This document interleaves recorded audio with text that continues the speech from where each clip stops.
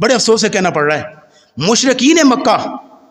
جن کے شرک کو کنڈیم کرنے کے لیے اللہ نے قرآن نازل کیا تھا، مشرکین مکہ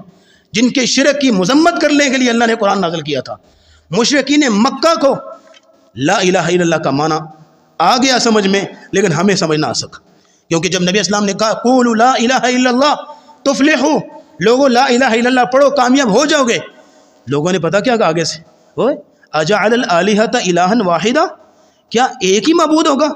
ایک ہی روزی دینے والا ہوگا، ایک ہی شفا دینے والا ہوگا، ایک ہی اولاد دینے والا ہوگا، ہاں ایک ہی ساری باتیں سنے گا، ایک ہی حاجت روائی کرے گا، ایک ہی مشکل کشائی کرے گا؟ ہمیں سمجھ نہیں آتی بھائی، اجعل الالہۃ الہا واحدا، سب کچھ اکیلا کرے گا، ان ھذا لشیء عجاب، یہ تو بڑی عجیب بات ہے، ہم نہیں مانتے، ہمارے نزدیک تو پھر یہ بھی جو ہے وہ اولاد دیتا ہے، ہمارے نزدیک تو یہ بھی شفا دیتا ہے، اگر تمہارا لا الہ الا اللہ مان لیا تو 360 بت نکالنے پڑیں گے کعبے سے،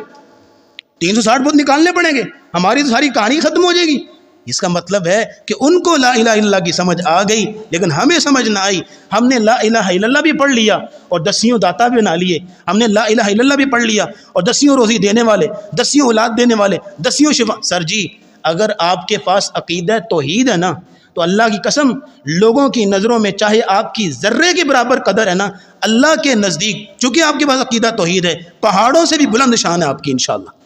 لیکن اگر آپ کے پاس عقیدہ توحید نہیں تو لوگوں کی نظروں میں چاہے آپ پہاڑوں کی بلندیوں میں پہنچے ہوئے ہیں، اللہ کے نزدیک مچھر کے پر کے برابر بھی ویلیو کوئی نہیں اگر عقیدہ توحید نہیں ہے تو۔ عقیدہ توحید سب سے اساس اور بنیادی چیز ہے۔ مشرکین مکہ کو یہ معنی سمجھ میں آ گیا، ہمیں سمجھ نہ آیا۔ جیسے دوسرا جزء کلمے کا محمد الرسول اللہ صلی اللہ علیہ وسلم، مشرکین مکہ نے اس کو بھی سمجھ لیا تھا۔ صلح حدیبیہ کے موقع پر جب شرائط لکھی جا رہی تھیں تو لکھا گیا من محمد الرسول اللہ، رسول اللہ کی طرف سے،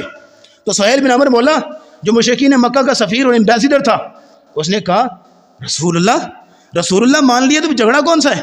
ہم نہیں مانتے، محمد بن عبداللہ لکھو۔ کیوں؟ ان کو پتا تھا اگر رسول اللہ مان لیا تو پھر بات منوانی نہیں، بات ماننا پڑے گی،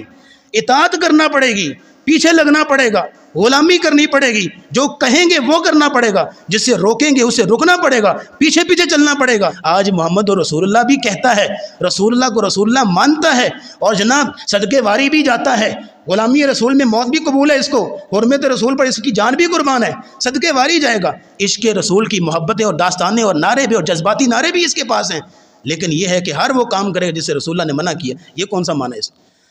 کلمے کا؟ معنی ہی ان کو سمجھ آیا تھا مشرکین مکہ، ہمیں سمجھ نہیں آیا۔ ہم نے کہا بس منتر ہے، ایک جنوں کی رٹی رٹائی بات ہے، منہ سے کہہ لو باقی جو مرضی کرتے